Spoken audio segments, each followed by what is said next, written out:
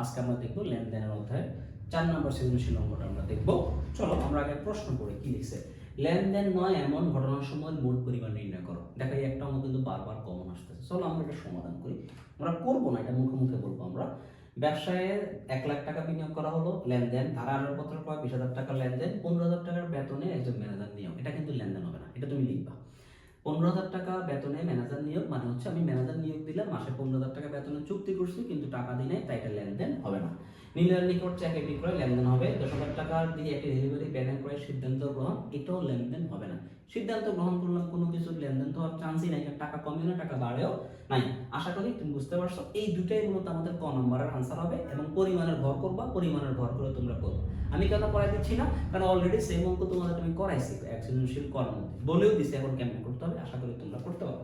চলো, তারপর হচ্ছে উপযুক্ত লেনদেনগুলোর সমীকরণ পদ্ধতিতে কারণ সব ব্যাখ্যা করো। হ্যাঁ, এই অঙ্কটা আমি করাই না, এটা আমি করাবো। কি লিখলো? উপযুক্ত লেনদেনগুলোকে সমীকরণ পদ্ধতিতে কারণ সব ব্যাখ্যা করো। প্রশ্নগুলো মনে রাখতে হবে।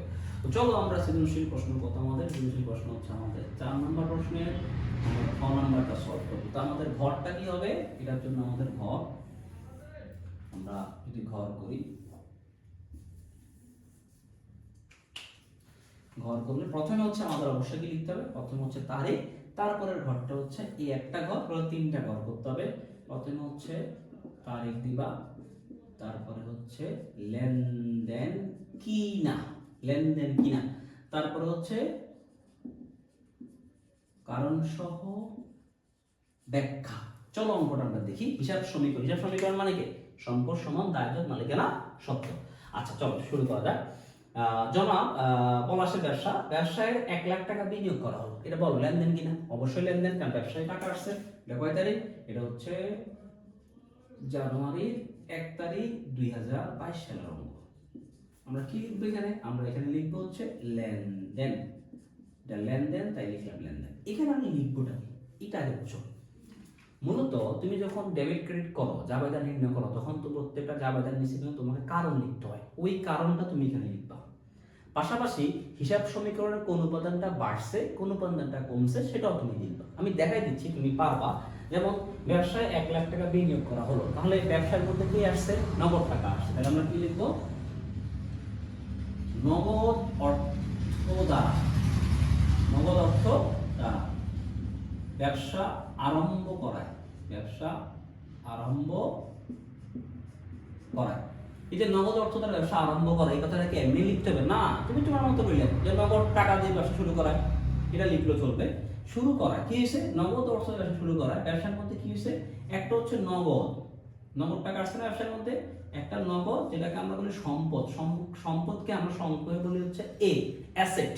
ইংলিশে বলে অ্যাসেট, সংক্ষেপে বলবো এখন থেকে আমরা এ। তাহলে নগদ সম্পদ, সম্পদটা ব্যবসা কি করছে? বৃদ্ধি পাইছে। এবং পাশাপাশি আরেকটা হচ্ছে মূলধন। মূলধন মানে কি? মালিকানা সত্ত্ব, যেটাকে আমরা ইংলিশে বলি হচ্ছে ওনার্স ইকুইটি। সংক্ষেপে বলবো এখন থেকে আমরা ওই। তাহলে মূলধন ওই কি পাইছে? মূলধন ওইও বৃদ্ধি, বৃদ্ধি পেয়েছে না? বৃদ্ধি পেয়েছে। দেখো কত সহজ, তুমি একটু মনোযোগ সহকারে দেখো, আমি আরো দুই একটা দেখাই, তুমি আরো সহজে বুঝবা। যেমন 2 তারিখটা আমরা দেখি, কি লিখছে? ধারে আসবাবপত্র ক্রয় 20,000 টাকা। এখন আমরা এখানে কি লিখবো? আমরা প্রথম কত হলো ভাই? এটা তো লেনদেন।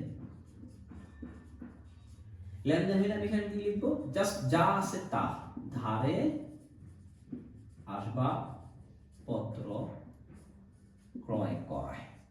ধারে আসবাবপত্র ক্রয় করার ফলে এখানে এখানে পক্ষ কি? 2টা পক্ষ থাকবে। একটা হচ্ছে আসবাবপত্র। আসবাবপত্র কি হিসাব? আসবাবপত্র সম্পদ। সম্পদ মানে আমরা কি লিখবো? এ। এখানে ব্যবসার মধ্যে সম্পদটা কি করছে? বাড়ছে, তাই লিখছি এ বৃদ্ধি। আরেকটা কি?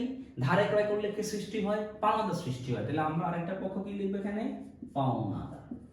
এখন বলো পাওনাদার কি হিসাব? পাওনাদার হচ্ছে দায়। দায় কি ইংলিশে বলা হচ্ছে লায়াবিলিটিস। আমরা সংক্ষেপে লিখবো এল। এল বৃদ্ধি, ব্যবসায় দায় বৃদ্ধি পাইছে। আশা করি বুঝতে পারতেছো জিনিসটা। তারপর আসো 10 তারিখ তো হবেই না, 15 তারিখ নিলয়ের নিকট চেকে বিক্রয় 20,000 টাকা। 15 তারিখ অবশ্যই হবে, কারণ চেকে বিক্রয় করলে টাকাটা কোথায় পড়ে? টাকাটা ব্যাংকে পড়ে। তাহলে আমরা কি লিখবো এখানে? লেনদেন। ও এখানে একটা কথা বলতে ভুলে গেছি, সরি। সেটা হচ্ছে এপ্রিলের কয় তারিখ? এটা 10 তারিখ। 10 তারিখ তুমি লিখবা, লিখে এখানে শুধু লিখবা লেনদেন নয়, শেষ। এখানে আমরা কিছু লিখবো না। তার মানে যেটা লেনদেন না সেটাও লিখতে হবে। এরপরে 15 তারিখ চেকে বিক্রয়, এটা হচ্ছে লেনদেন। লেনদেন যদি হয় তাহলে আমরা কি লিখবো, নিলয়ের নিকট চেকে বিক্রয় 20,000 টাকা। চেকে বিক্রয় করলে কি হবে, তাহলে আমরা এখানে লিখবো হচ্ছে চেকে বিক্রয় করায়। চেকে, তার মানে যেটা লেনদেন সেটাই কিন্তু কারণ, যদি তুমি কম বুঝো আর কি এটাই লিখে দিবা, চেকে বিক্রয় করায়। চেকে বিক্রয় করায় কি হচ্ছে, প্রথম কথা হচ্ছে আমার টাকাটা কোথায় বাড়ছে, টাকাটা ব্যাংকে বাড়ছে।